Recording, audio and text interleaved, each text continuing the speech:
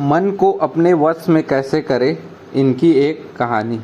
पूज्य संत श्री प्रेमानंद जी महाराज के प्रवचनों का मूल तत्व यही है कि यदि जीवन में परम शांति, भगवत प्राप्ति और दुखों से मुक्ति चाहिए तो सबसे पहले अपने मन की मानना बंद करो। महाराज जी अक्सर कहते हैं कि इस संसार में मनुष्य का सबसे बड़ा मित्र और सबसे बड़ा शत्रु उसका अपना मन ही है। जब तक हम मन के गुलाम बने रहेंगे तब तक हम कभी भी सच्चे सुख का अनुभव नहीं कर सकते।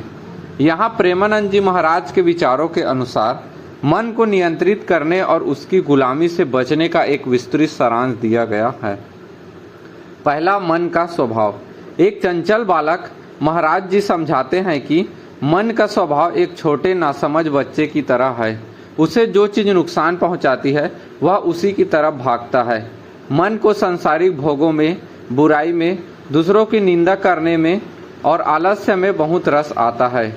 यदि आप मन की हर इच्छा को पूरे करने लगेंगे तो यह आपको विनाश के मार्ग पर ले जाएगा। जिन्होंने भी मन की मानी वे अंततः पछताए हैं। मन कभी तृप्त नहीं होता। इसकी इच्छाएं एक दलदल की तरह है जिसमें आप जितना धंसेंगे उतना ही फंसते चले जाएंगे। इसलिए मन की हर बात को सुनना और मानना बंद करना ही बुद्धिमान व्यक्ति का पहला लक्षण है। दूसरा, मन को अपना दुश्मन समझो। मन की मत सुनो। मन तो तुम्हें नरक में ले जाने का रास्ता ढूंढता है।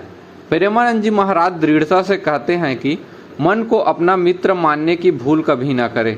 जब आप सुबह उठकर भगवान का नाम लेना चाहते हैं तो मन कहता है थोड़ी देर और सो जाओ। जब आप सात्विक भोजन करना चाहते हैं तो मन तामसिक और अनहेल्दी खाने की जिद करता है। जब आप किसी का भला करना चाहते हैं तो मन में स्वार्थ जाग उठता है। मन हमेशा आपको सत्संग, साधना और सही मार्ग से भटकाने की कोशिश करता है।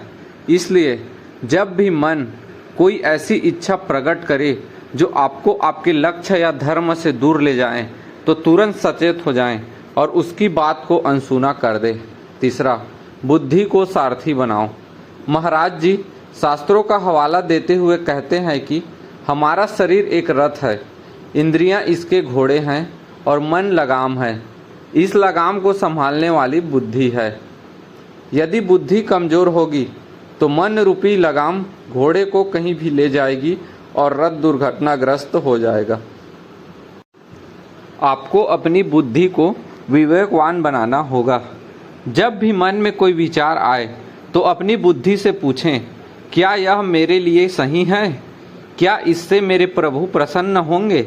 यदि जवाब ना है तो मन को एक झटके में अस्वीकार कर दें। मन को डांटना सीखिए जैसे एक पिता अपने बिगड़े हुए बच्चे को डांटता है। चौथा, मन को वश में करने का अचूक उपाय, नाम जप। प्रेमानंद जी के अनुसार मन को बलपूर्वक रोकना बहुत कठिन है। इसे रोकने का सबसे सरल और अचूक उपाय है भगवत नाम का आश्रय। निरंतर नाम जप।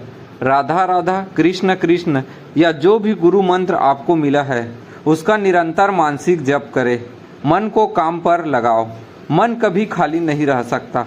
यदि आप इसे भगवान के नाम में नहीं लगाएंगे तो यह संसार के प्रपंचों में लग जाएगा। इसे जबरदस्ती प्रभु के चरणों में लगाइए। सत्संग का सहारा।